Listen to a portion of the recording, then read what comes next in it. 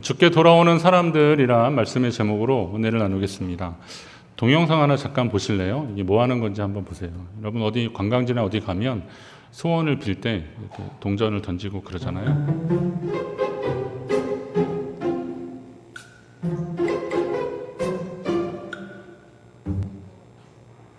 다시 한번 보실래요? 이거 왜 그러는지.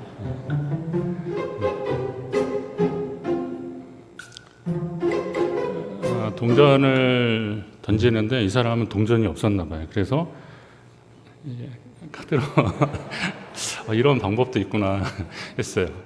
이제 뭐 어디 가면 소원 빌 때 동전 없어도 못할 일은 없을 것 같습니다. 돌 던지지 마시고 카드로. 여러분에게 어떤 소원이 있습니까? 백범 김구 선생님의 유명한 소원, 대한의 완전한 자주 독립이다라고 하는 그런 아주 유명한 소원도 있지만, 요즘 소원이 무엇이냐 이렇게 물으면 아주 소박하게 조금 현실적으로 내 집 마련, 본인 혹은 뭐 자녀들 결혼하는 일, 취업, 승진, 뭐 좀 여유가 있었으면 여행을 좀 갔으면 좋겠다, 이렇게 소원을 말씀하시는 분들도 있습니다. 아주 다양합니다. 그러면 여러분, 하나님의 소원은 무엇일까요? 하나님은 뭐가 소원이면 이제 궁핍, 결여 뭐 이런 데서 오는 것이 이제 소원인데, 하나님은 소원이 뭘까요? 하나님 뭐가 부족하실까요?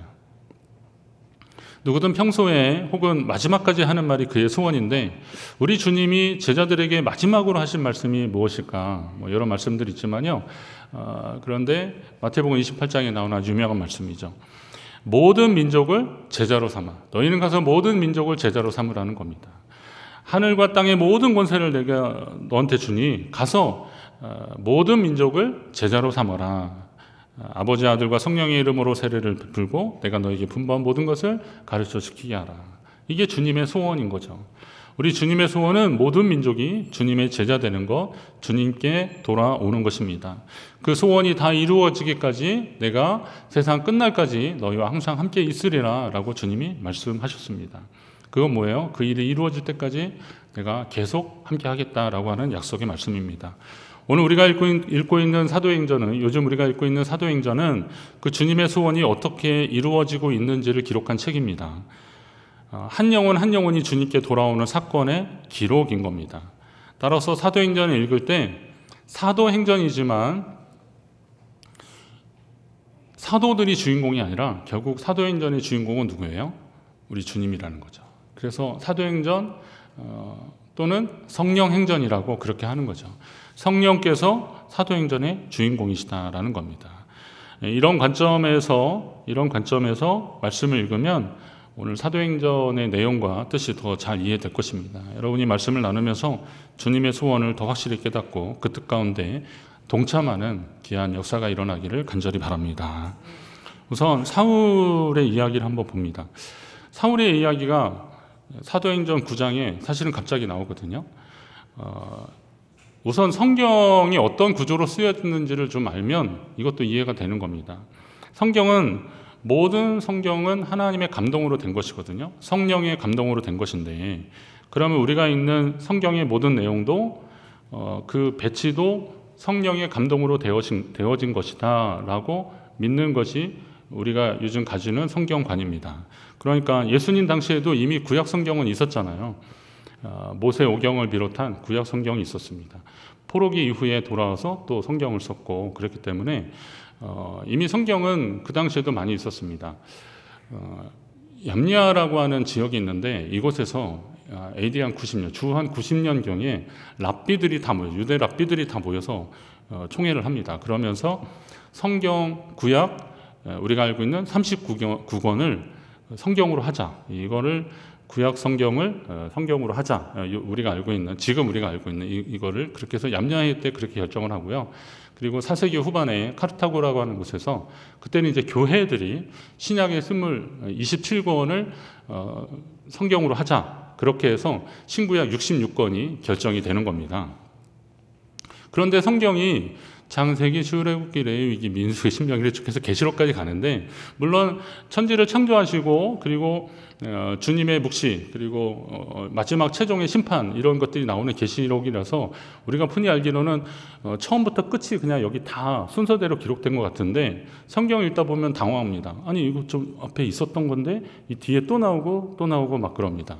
그건 왜 그러냐면 성경을 어떤 카테고리 이렇게 분류를 한 기준들이 있어서 그렇습니다. 그래서 표를 잠깐 보시면요, 구약 성경은 크게 역사서, 시가서, 예언서 이렇게 나눕니다. 근데 그 역사서에서 그 앞에 모세오경, 창세기, 출애굽기, 레위기, 민수기, 신명기까지를 이제 모세오경이라고 하는데, 요 책들까지는 율법이지만 그래도 이게 전반적으로 이스라엘의 역사들이 나오니까 역사서, 그리고 욥기, 시편, 잠언, 전도서, 아가, 요거를 시가서, 그리고 나머지 예언서입니다. 근데 예언서도 뭐 대예언서, 소예언서 그러는데, 이건 뭐 이 선자가 뭐 큰 일을 했고 적은 일을 했고 그런 뜻이 아니라 양이 많으면 그냥 대예언서, 적으면 소예언서 이렇게 구분을 하는 겁니다. 자, 그러면 이제 역사서, 시가서, 예언서, 신약도 그럽니다. 복음서, 역사서, 그리고 서신서, 예언서 이러죠. 서신서를 좀 나누면 바울이 쓴 13권의 서신서와, 그리고 우리가 보통 이제 공동서신이라고 하는데, 그 당시에 쓰여졌던 책들이 이제 서신서입니다.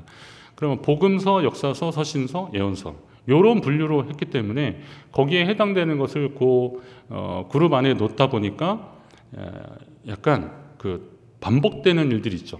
예를 들면 열왕기서하고 역대서하고는 같은 내용들이 막 반복적으로 나오는데, 열왕기서는 남북 왕국의 이야기들이 다 나오고, 역대기는 남북 왕들 중심으로 이렇게 기록이 쭉 나오고 있습니다. 그러니까 일단 이거 기록한 게 내용도 비슷하고 또 뭐 이름도 같고 그러면 이게 그런 차원이라는 거죠. 자, 이런 차원에서 잘 읽어보면 결국은 성경은, 우리가 알기를 성경은 성경은 특히 구약은 이스라엘의 역사다라고 그렇게 하지만, 물론 구약 성경을 읽으면 이스라엘의 역사를 알 수는 있지만, 이건 다시 말하면 하나님의 구원 역사를 기록한 책이기 때문에 그렇습니다. 특별히 이스라엘 백성들을 중심으로 하나님의 구원 역사를 일으키셨기 때문에, 진행하셨기 때문에 거기에 자연스럽게 이스라엘의 역사가 나오는 것입니다. 그러면 성경을 그렇게 구분을 하고 또 배열을 하는 것도 다 하나님의 뜻이다라고 하는 그런 차원에서 성경을 읽다 보면 그렇게 반복되거나 그리고 또 순서가 조금 약간 달라지는 것도 이해가 되는 겁니다. 그런데 이게 왜 그러냐면, 하나님의 성경을 기록한 이유가 결국은 우리가 구원받게 하려고, 그리고 또 생명을 얻고 더 풍성히 얻게 하려고 우리를 구원하신 성경을 기록한 것이잖아요. 하나님의 소원인 한 영혼이 죽게 돌아오는 역사를 위해서 성경을 기록했다는 거예요. 그리고 그걸 읽고 깨닫고 하나님이 어떤 일을 행하셨는지를 그들이 알고 주님 앞에 감사하라고 성경을 기록한 것입니다. 그런 관점에서 오늘 사도행전을 보면, 사실 사도행전의 9장에서 다메섹으로 가던 사울 이야기는 조금 배열적으로는 생뚱맞습니다. 왜냐하면 사도행전 기록이 부활하셔서 승천하시는 주님이 오직 성령이 너에게 임하시면 너희가 권능을 받고, 그러면서 내 증인이 되리라 그러시잖아요.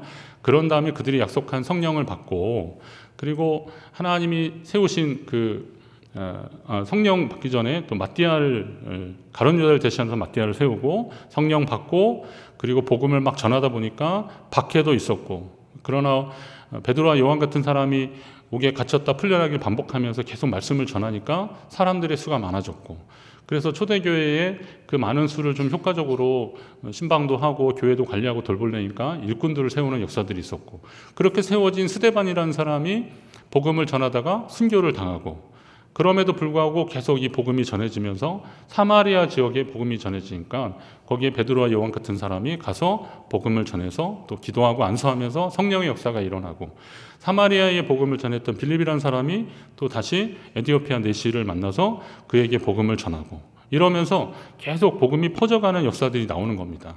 그러면 이런 순서로 본다면 계속 이 사도들의 이야기나 그리고 초대교회 일꾼들의 이야기가 나와야 되는데, 갑자기 사울 이야기가 탁 나오는 거예요.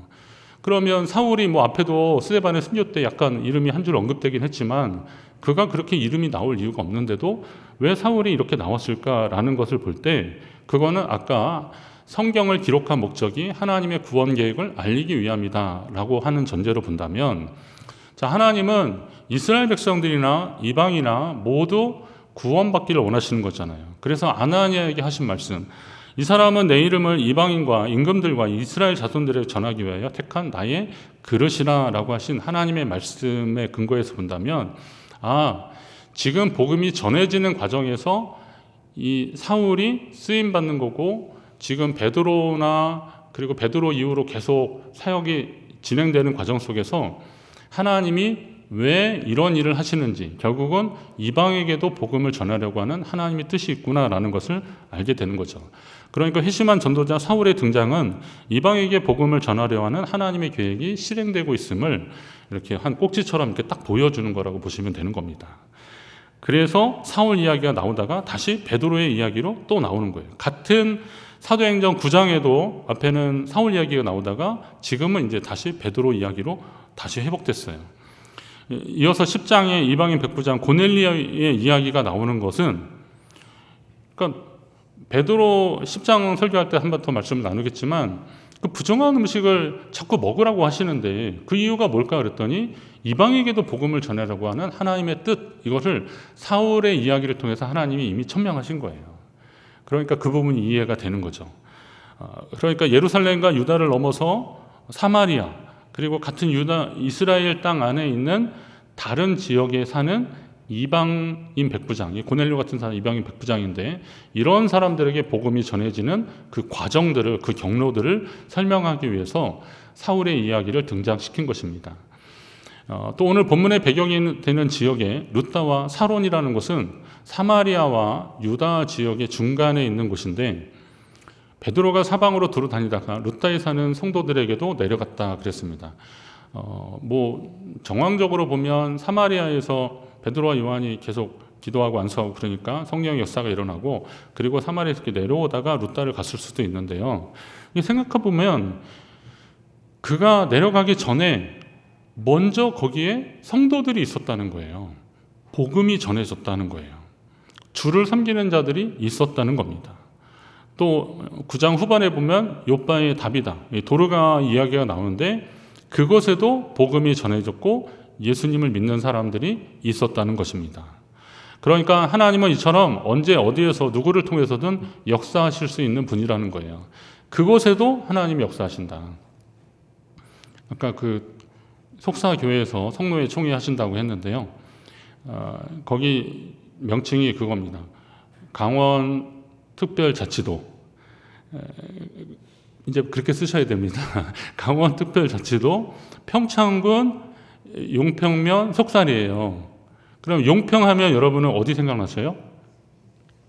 스키 좀 타는 분들은 횡계리에 있는 용평 리조트 많이 생각하거든요. 그래서 제가 용평면 속살이 그러면 스키 잘 타시냐고 물어봐요.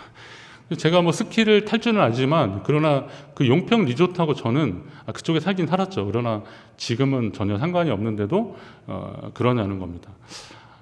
조금 더 한술 더 떠서 제가 그 진부면 거문이라는 곳에 살았거든요. 그런데 그거를 저 한계령 위에 있는 진부령으로 알아서 그 먼 데서 왔냐고 저한테 고생했다고 막 그러더라고요.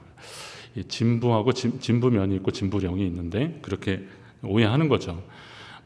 사람들이 용평면을 용평 리조트로 알고 있든 어떻든 간에 어쩌면 잘 모르는 지역이잖아요. 유명하지 않은 지역이에요. 예루살렘, 사마리아, 안디옥 이런 지역들은 그 당시 사람들이 모여있던 곳이고, 예루살렘은 남왕국 유다의 수도였고 사마리아는 북왕국 이스라엘의 수도였기 때문에 저는 사마리아성 출신입니다. 그러면 거기서 오셨군요 라고 하는데, 저는 룻다에서 왔습니다. 그러면 룻다가 어디야? 막 이러는 거죠. 말하자면 용평면, 그러니까 스키장 있는 대로 아는 것처럼 잘 몰라요. 그런데 그곳에 복음이 전해졌다는 거예요. 여러분 이걸 한번 잘 생각해 보시면 하나님의 복음 전파의 역사는, 하나님의 구원 역사는 우리가 생각하는 것 그 이상으로 하나님은 누군가를 통해서, 여기에 뭐 누가 복음이 전했다 이런 기록도 없잖아요. 사마리아에 복음이 전했다, 빌립이 했다라고 이름도 나오고 그러는데 이 루따라는 지역에 누가 복음이 전했는지 잘 몰라요. 그런데도 거기에 하나님이 일하셨더라고요. 그리고 거기에서 하나님을 사모하는 사람들이 있었고, 오늘 베드로가 가서 말씀을 전할 때 거기서 모여드는 사람이 있었다는 거예요. 생각지 못한 곳에 임하는 하나님의 손길, 여러분 이런 손길에 감사하십시오. 지금도 하나님이 일하고 계시는 거죠. 우리가 알지 못하는 그곳에 말입니다. 베드로가 룻다라는 곳에서 중풍병으로 8년 동안 침상에 누워 지내는 애니아라는 사람을 만나게 됐는데, 이때 베드로가 애니아에게 선포하는 겁니다. 예수 그리스도께서 너를 낫게 하시니 일어나 내 자리를 정돈하라. 이 대목에서 어떤 상황이 대자비처럼 떠오르지 않습니까? 어떤 상황을 만났을 때 이게 전에 있었던 것 같은 이렇게 환영이 겹치는 것을 이제 대자비라고 하는데, 지금 어디서 많이 본 거예요. 이거 누가 그런 거예요? 예수님이 그러셨어요. 예수님이 병자들을 보시면서, 예수님이 마태복음 9장에 보니까 침상에 누운 병자에게, 중풍병자에 일어나 내 침상을 가지고 집으로 가라라고 합니다. 근데 그 예수님을 한 3년간 베드로가 따라다니니까 그 예수님을 따라하기 시작하더라고요. 따라하는 거예요. 예수님을 따라서 그 일을 하고 있어요. 그러니까 예수님이 하신 것을 본받아서 지금 그걸 하고 있는 거죠. 우리는 평생 예수님을 믿는다고 하면서 예수님을 얼마나 따라하고 있는지 한번 생각해 보십시오. 나는 예수님을 따라 생활하고 있는가, 살고 있는가. 예수를 믿는다는 것이 단지 그분의 역사적 실존 여부 자체를 믿는 것이 아니라 주님을 따라 살아가야 하는 것을 말하는 겁니다. 주님은 지금도 이렇게 우리 가운데 살아서 역사하시는데, 그 주님을 따르는 삶을 살지 않으면서 주를 믿는다는 것이 무슨 의미가 있겠습니까? 여러분 예수님처럼 기도하고 계십니까? 예수님처럼 말씀하고 있습니까? 예수님처럼 하나님께 순종하고 계십니까? 여러분이 예수님을 따르면서 주님을 닮아가는 성도 되시기를 간절히 바랍니다. 예수님처럼, 처음처럼 말고요.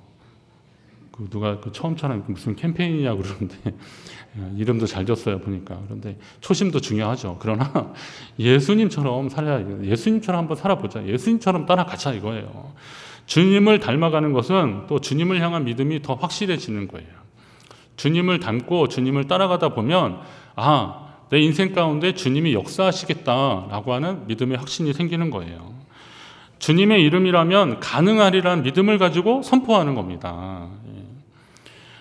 우리가 주목할 것은 베드로가 믿음으로 선포한 일어나라입니다. 일어나라. 베드로가 이 애니아한테 일어나라 그러거든요. 그러자 주님이 역사하시더라고요. 그런데 예수님을 기적을 베푸실 때 보면 서기관과 바리새인들은 일어났다는 것에 주목하지 않고 그가 침상이나 자리를 들고 걸어갔다는 것을 주목하더라고요. 이건 좀 잘못된 거죠.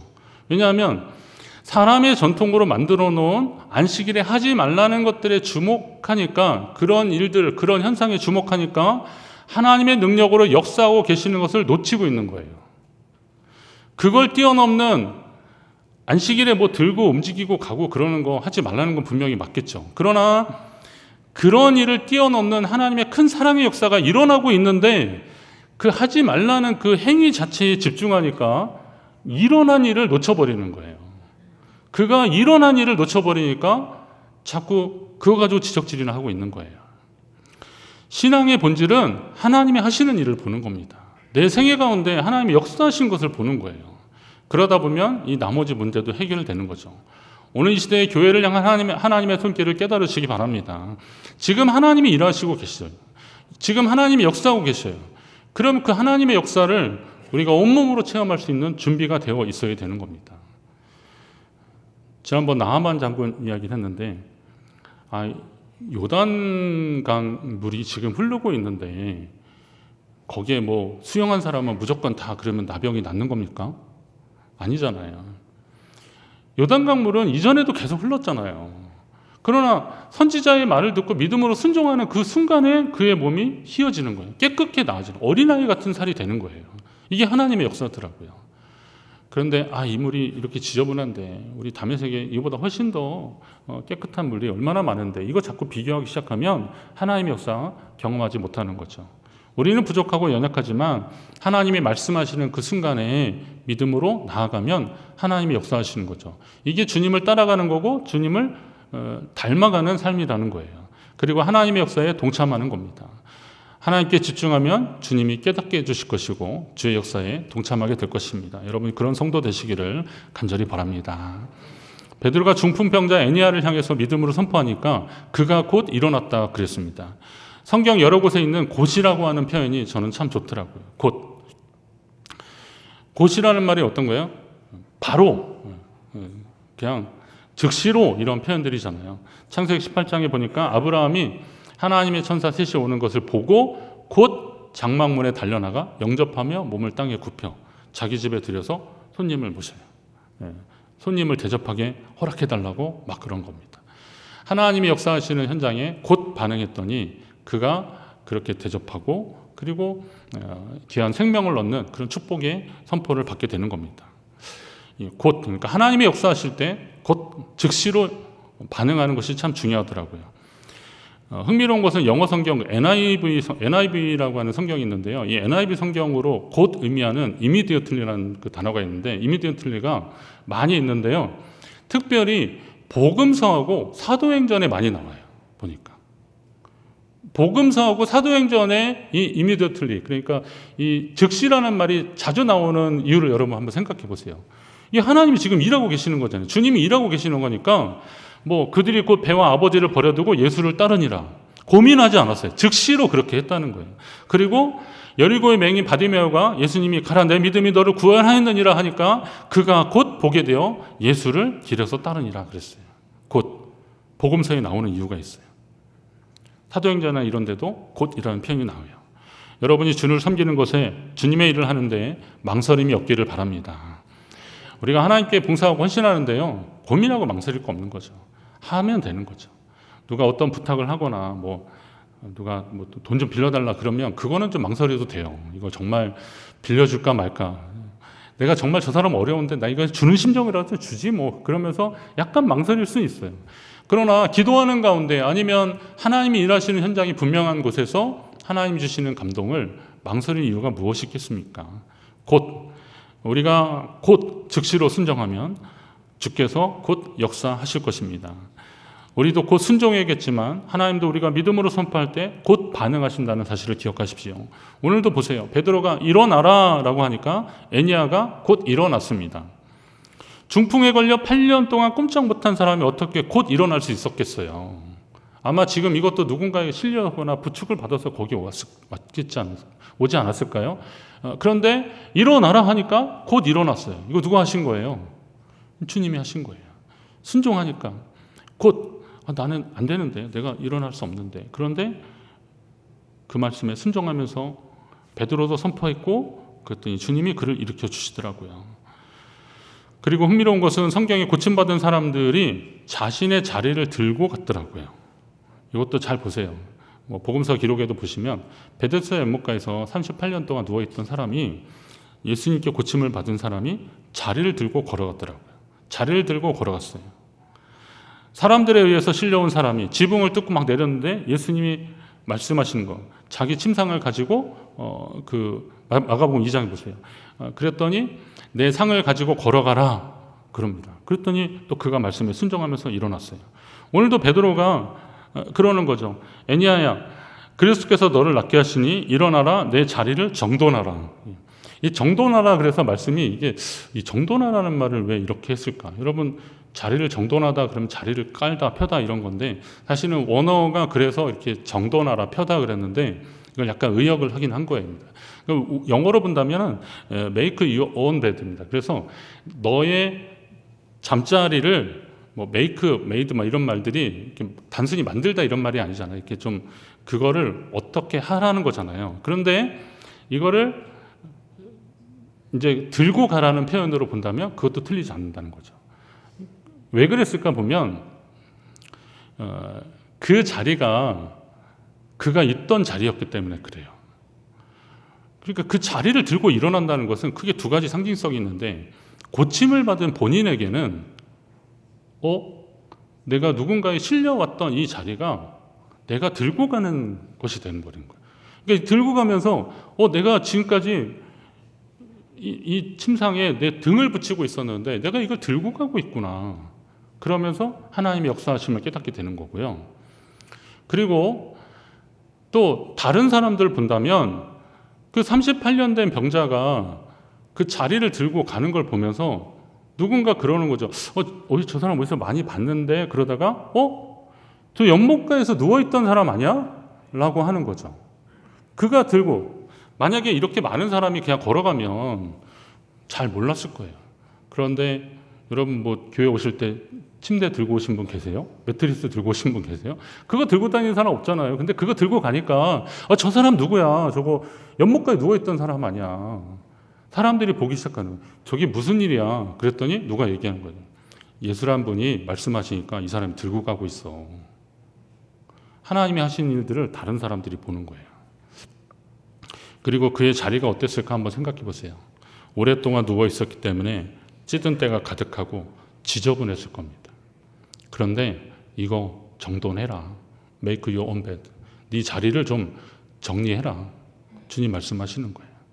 죄의 자리, 그리고 거룩하지 못했던 자리, 주님의 명령으로 일어났다면 그거 정리하라는 거예요. 아직도 이전에 지저분한 그 자리에 있지 말고 좀 나오라라고 하시는 거예요. 정돈하라는 말이 바로 그런 말씀입니다.